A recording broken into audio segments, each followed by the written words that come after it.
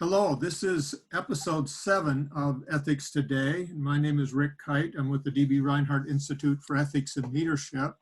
And what we've been doing is talking to people from a variety of different professions and backgrounds to try to get a handle on what's going on in our society today and also shed light on some of the controversial topics that people are talking about. And our guest today is Marianne Torkelson, who's the Vice President of Business Development and Training at the Co-op Credit Union. So thank you so much for joining us, Marianne. Thank you, Rick, for having me. I'm glad to be here. We've been hearing in the news so much about this Paycheck Protection Program, this federal loan program from the federal government for small businesses. And a lot of what we've been hearing in the news, at least, is about the misuse of the program from, especially in the first round, large businesses like Shake Shack, which ended up returning a $10 million loan, and then I think it was the Ashford Hotel Group. I think is just announced they're returning about 60 or 70 million. It's unclear what from different news reports, right?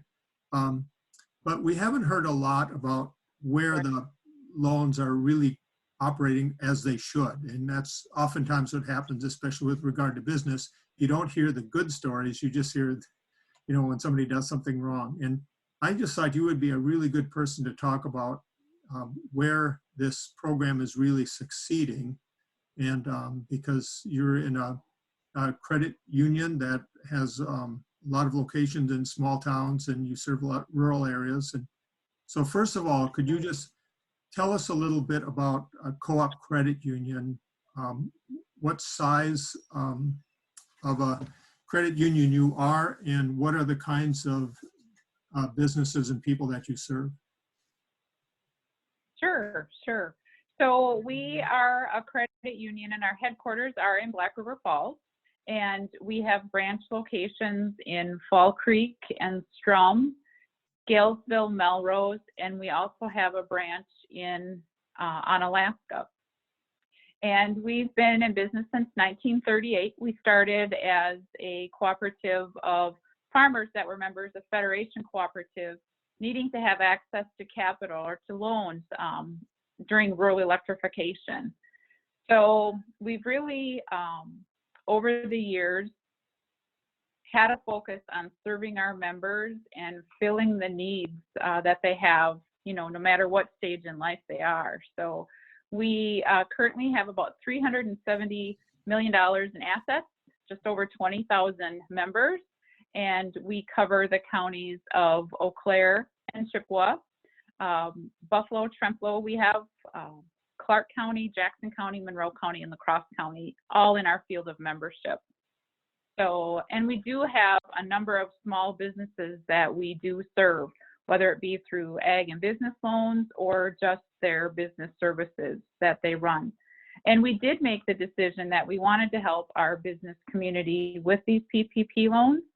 And so currently, as of this afternoon, we've worked with almost 80 different businesses in applying on their behalf and helping them process those PPP loans.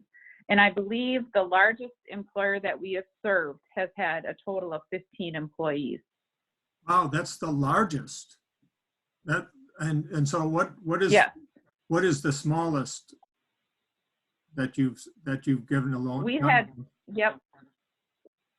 We've had several self-employed individuals, so individuals of one. Right.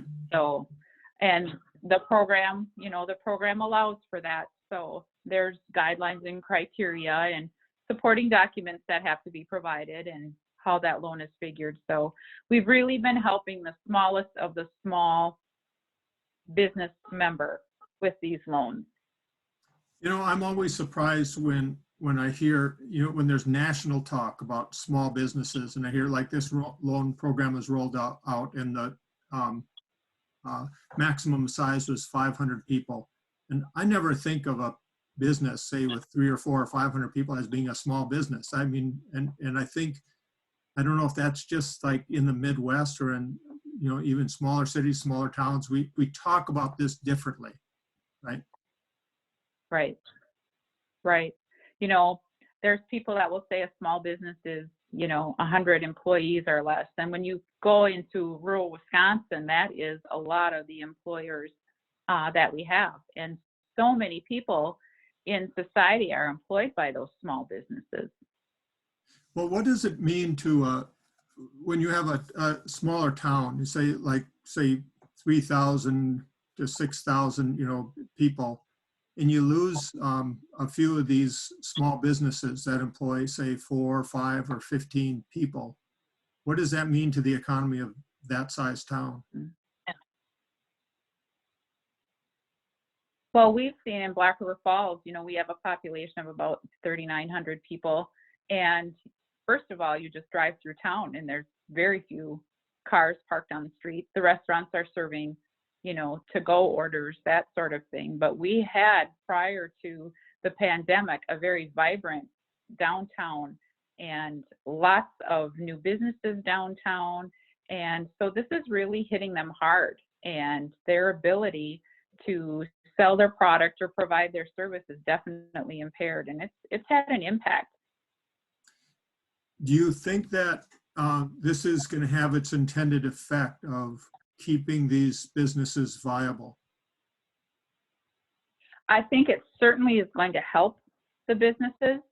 When they hear that the loan has been approved, they're very thankful, and they just feel that they have a way to be able to continue to pay their staff and keep their staff. If you remember, before the pandemic, this workforce shortage that we had and this war on talent and how difficult it was to find talent. So when you had good employees, you want to do everything you can to try and keep those employees.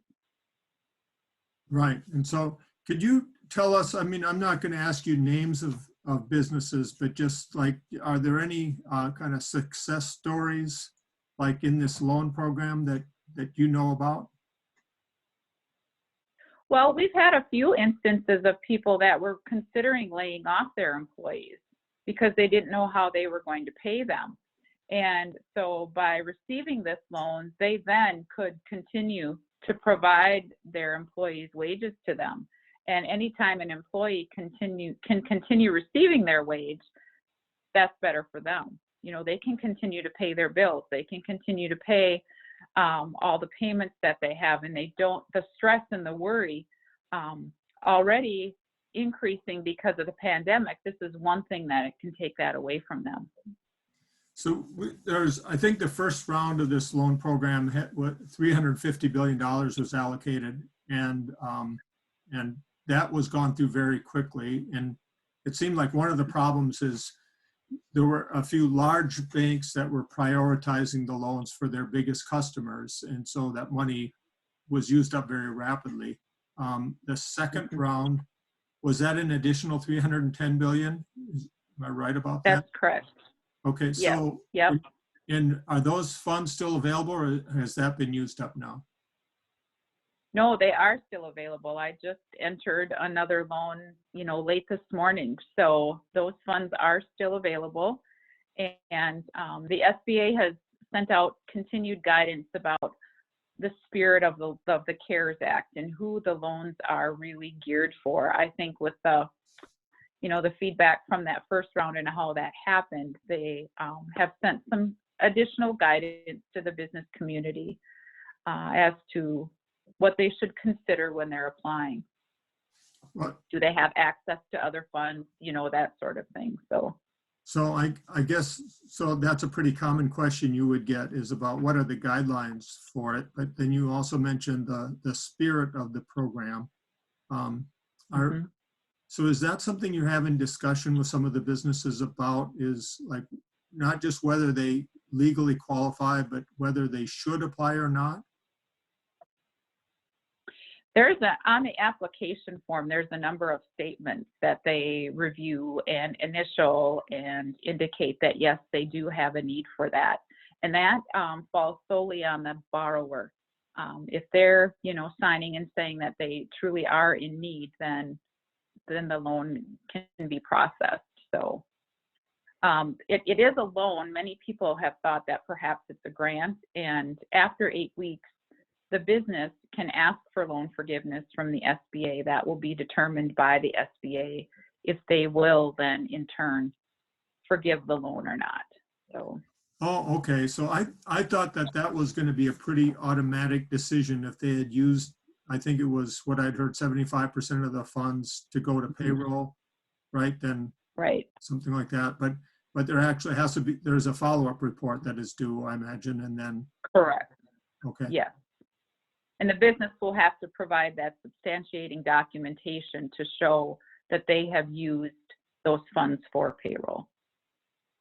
I thought it was really interesting in the first round. You know, I'm not a financial person, but I get questions sometimes that are really out of the blue. Somebody will email me, and I got a couple of questions of the first rounds of the program, just asking from some small employers, do you think it's ethical for me to apply for this program? Which I thought was really interesting. And one of them was somebody who just has 4 employees, and he was wondering because he thought he had enough reserves to pay his employees for 1 month. And I was thinking, well, you sound like an excellent candidate for this, because I mean, you have reserves for 1 month, but beyond that, if you want to continue keeping them employed, his concern is he didn't want to take the funds away from somebody else who might be eligible. And what he was going to apply for was $6,000, right? But then you have these other businesses applying for 10 million, right? And it just seemed all out of proportion to the intention of that law. Right, right. And that's a decision that the business has to make for themselves. They know in their heart of hearts what's required for them to continue, so, and to keep their business sustainable and their employees paid. Right. So I wanted to ask you a little bit about credit unions, because that's a fascinating history. And you said the co-op credit union goes back to 1938. So the credit unions really come out of the Great Depression, right? When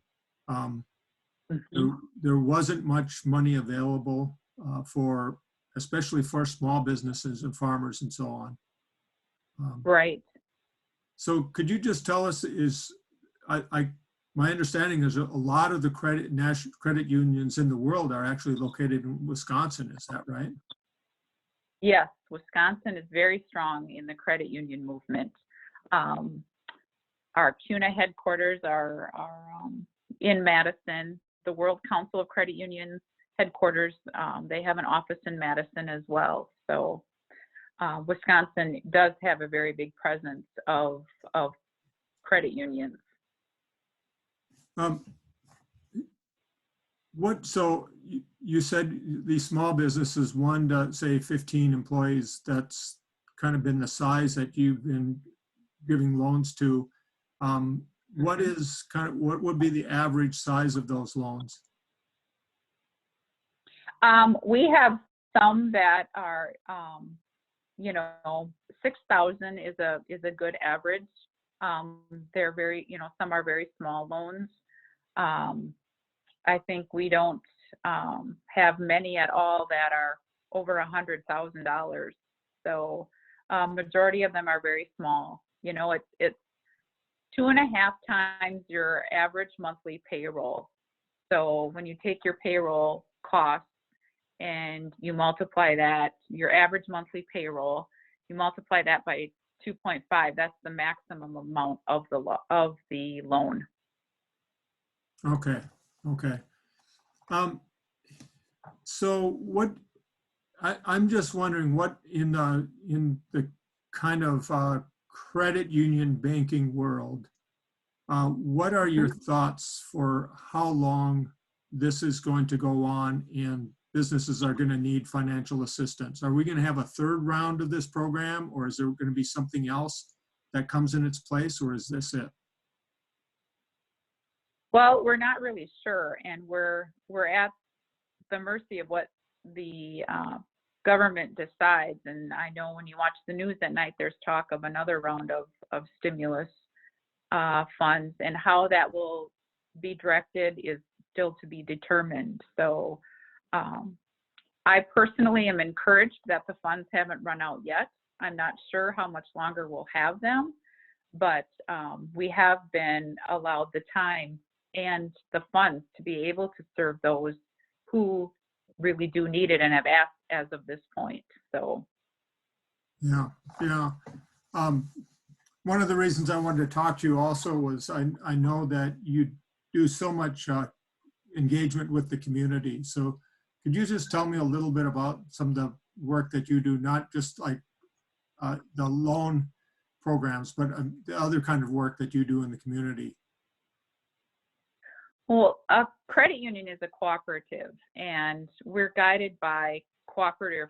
There's 7 cooperative principles, and one of those cooperative principles is concern for our community. So we focus on local development through policies and programs to help make our communities better. Because when our communities are richer and stronger and better, that's just better for those that live there. And so our credit union is very active in our community. We have people serving on boards and things like interfaith caregivers and people helping with their children's sports, activities. We've got people serving on school boards. We're part of an initiative right now that's going on to begin a child care cooperative in Jackson County to help solve the child care crisis that we're seeing. So giving back to our community is very important to us, and it's really who we are. And you're also a small business, just like these other businesses that you're helping. I imagine you were affected just like everybody else by this pandemic. So are all your, Sure. are your locations closed? Are the buildings closed? So all of our lobbies are closed. We are serving through our drive-up, and we can do a number of services, via phone and do phone appointments, that sort of thing. So we've really been able to continue to serve the members just in a different way. We have a robust online and mobile app system so people can have 24/7 access to their, to their funds, and you can pay bills, through your mobile phone now. So we are really doing our best to meet the needs of those members and still be there serving when they need us. How is the, because I would guess that, and correct me if I'm wrong, I'm just guessing that your workload has been kind of episodic with, like, when the first round and the second round of these loan programs came out, you had a ton of work, you were working really long hours. And then in the other times, Right. you probably don't have as much work. Is that right? Well, for me personally, it's been that way. But there's always things to do, and we're doing things like calling and checking on our members. Are you doing all right? Letting them know about some of the services that they maybe didn't know about or have forgotten about. Just checking in with them, and we're really making an effort to do that check-in to see how our members are doing and making sure that they know that we're there for them. Yeah, yeah. Well, thank you. Thank you for joining me today. This is really interesting. I don't think we pay enough attention to what is going on in our rural communities. Of course, you have local newspapers and so forth that are reporting really well there, but a lot of us are really dependent more on the national news, and the Midwest gets overlooked generally, and especially the rural Midwest. So. Right. Yeah, it's very different in the rural communities. So some neat things go on. People have really come together. I know through the phone calls that I've made to members, they're doing as well as they can, and it's good to see. And it's good to see the people through Interfaith that are, making masks and sewing masks, and the food shelf staff and the additional food distribution that's going on, the school systems, busing lunches to students. So there's a lot of really good things going on, and a lot of people coming together to take care of their neighbor and make sure our community is doing as well as we can. Well, that's great. So thank you. Keep up the good work, and we'll maybe check in a few months, and if things are still going on, we'll check up and see how things are going then. So, That sounds great. okay.